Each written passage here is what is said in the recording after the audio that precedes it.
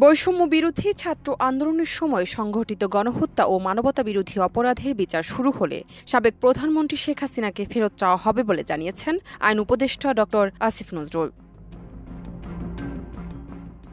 ১৯ September সন্ধ্যায় রাজধানীর foreign service একাডেমিতে এক সংবাদ সম্মেলনে সাংবাদিকদের প্রশ্নের জবাবে তিনি এসব কথা বলেন। বিচারের জন্য শেখ হাসিনাকে দেশে ফেরত আনা প্রসঙ্গে আইন উপদেষ্টা আসিফ নজরুল বলেন, আমাদের সঙ্গে ভারতের প্রত্যর্পণ চুক্তি আছে। এটি অনুযায়ী ভারতে যদি আমাদের কোনো দোষী মানুষ থাকেন, উনি সাবেক প্রধানমন্ত্রী হন আর যাই হন না কেন, ওনার প্রত্যর্পণ আমরা চাইতে পারি।